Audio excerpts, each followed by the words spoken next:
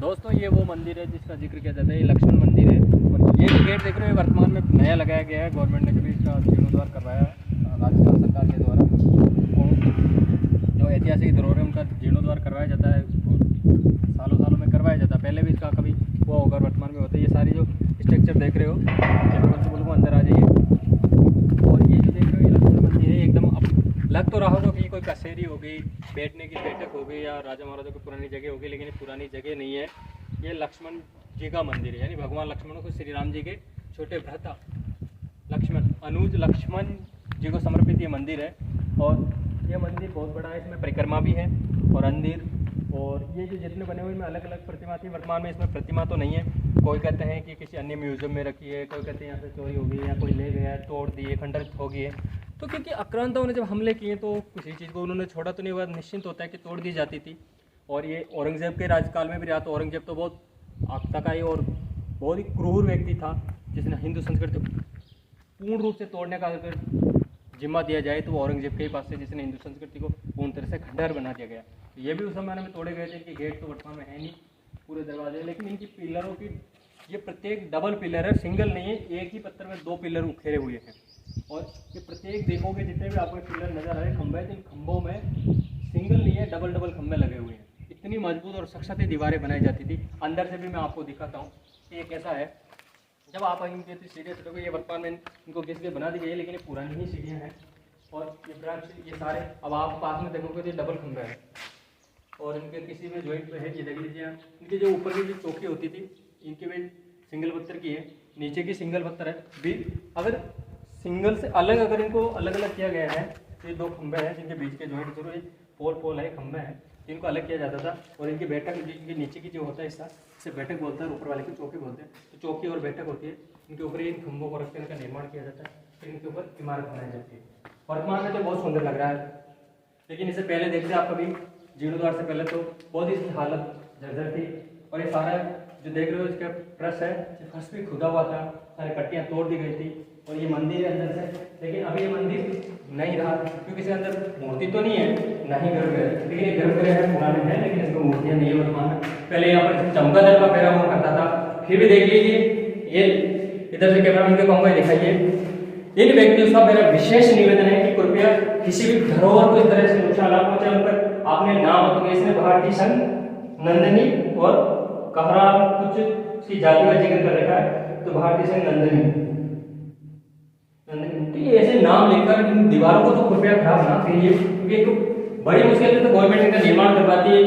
आक्रांताओं ने तोड़ दिया गया, कुछ बचा नहीं है।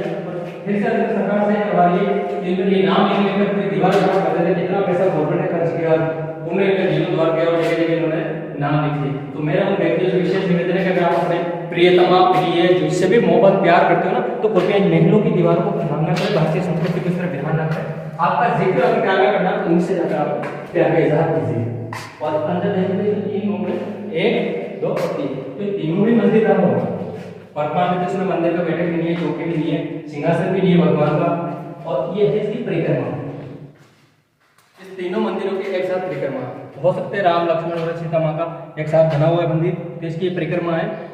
इस परिक्रमा को भी देख लीजिए एक बार। ये वो होती है, एक इसका जो द्वार है पीछे भी खुलता है और इस तरफ कुछ नहीं है। हो सके उधर में कुछ रूम वगैरह बने होंगे, तो इनके खंडर जो अवशेष बचे हुए हैं। और ये पूरी परिक्रमा है, यहाँ से होते हुए वहाँ परिक्रमा है, यहाँ से पूरे मंदिर के एक साथ है, तीनों मंदिर है। और ये देख लीजिए ऊपर कितनी अच्छी सुंदर छत है, पट्टियाँ एकदम सीधी ना रखकर तिरछी रखी गई है, कॉर्नर निकाले गए हैं। ऐसी व्यवस्था अभी आपको किसी भी छतों में नहीं मिलेगी पत्थर की। कितना सुंदर तरीके से देख लीजिए, कॉर्नर से कॉर्नर मिलाया हुआ है। और छोटी छोटी पट्टी होने के बाद भी इतनी सुंदर और भव्य डिजाइन दी गई। कहता हूँ वाकई में उस जमाने के कलाकार नहीं भगवान होते थे, वो पत्थर में भी जान डाल देते थे, इतनी सुंदर और कृतियाँ बनाते थे। वाकई में उनके हाथों में कलाकारी होती थी, इतनी सुंदर और भारतीय संस्कृति रही है। तो देख लीजिए वर्तमान में इस स्थिति को कैसे जर्जर होता हम देख रहे हैं। और ये छोटे छोटे मंदिर हैं, हो सके मंदिर है या पुजारी जी की रहने की व्यवस्था है, या फिर ये भी मंदिर ही था। लेकिन ये वर्तमान में इसमें मंदिर जैसी व्यवस्था आपको नहीं मिलेगी। आप कहोगे कि आप बता रहे हो मंदिर कैसे हैं, ये अनाज घर है कि ये इनके पीछे से निकलने वाला रास्ता है, इसको ढक दिया गया है और बीच में ये हिस्सा बना हुआ है। और एक ये आलिया है जिन्हें आलिया बोला जाता है। और आलिया बोला जाता है, आप तो रीक शब्द आता है, उस आलिया लिखा जाता है। और ये सामने जो दिख रहा है वहाँ पर नवल शाह तोप रखी है, मैं वो भी आपको दिखाता हूँ अभी। ये मुख्य मंदिर है बीच का, तो इसमें ही लक्ष्मण जी की प्रतिमा होगी, क्योंकि बड़ा ही सुंदर और प्यारा सा नक्काशी की हुई है। पत्थर के ही इनके फ्रेम होते थे, पत्थर के ये बाशोत बोला जाते थे, बाशोत होते थे, तो ये पत्थर के बनाए जाते थे। लकड़ी के भी होते थे, लेकिन ये मजबूती के लिए वर्षों तक टिका होता है, इसलिए पत्थर के बनाए जाते थे। और ये पूरा मंदिर है, इधर पीछे से भी देख लीजिए, इतना बड़ा इसका आंगन है, और इतने लंबा इधर से ये आंगन है। और इसके डबल खंभे हैं, प्रत्येक खंभे डबल है, सिंगल खंभे भी नहीं बनाए गए। और इसके बाद इनकी सुंदर सी कलाकृतियाँ देखिए, कैसे इनके पिलर लगाए गए, फिर इस पिलर के ऊपर भी इनके जालियाँ बनाई गई हैं। और ये इनका परिक्रमा है, तो प्रदर्शना ऐसे बोलते हैं, जब मंदिर का पर चारों ओर लगाते तो प्रदर्शना होती थी। प्रदर्शना मार्ग है, तो यहाँ से होता हुआ इसके पीछे से खुलता है, ये देख लीजिए, ये यहाँ से ये प्रदर्शना मार्ग खुलता है और वो एंड तक निकल जाता है। इस तरफ से घूमता भी है थोड़ा सा, और इसमें एक प्रदर्शना हो जाती है मंदिर की। तो पहले मंदिर में आज भी होती है, और पूर्व में भी प्रदर्शन पथ रखा जाता था, जिससे व्यक्ति जब श्रद्धालु आते थे तो वो प्रदर्शना भी करते थे, परिक्रमा भी लगाया करते थे। और ये सारे वर्तमान में ये भी देख लीजिए, ये भी मंदिर के। और ये जो गंदगी देख रहे हो, ये चमका तेल की पोथी है मात्र, और कुछ नहीं है, सूखी हुई मिंगनी है बोलती से। और ये मंदिर का प्रांगण है, बहुत ही सुंदर। मैं गवर्नमेंट को धन्यवाद देता हूँ कि उन्होंने इसे पुनः निर्माण करवाकर आत्मा को बड़ी शांति पहुँची। क्योंकि मैं एक बार फिर आया था पहले, तो पूरे खंडर हुए पड़े थे, यहाँ पर देखने योग्य कुछ चीज़ नहीं बची थी। लेकिन वर्तमान में सरकार ने बहुत अच्छा बजट देकर इसे फिर से जीवन दान दिया है और देखने योग्य इस स्थान को बनाया है।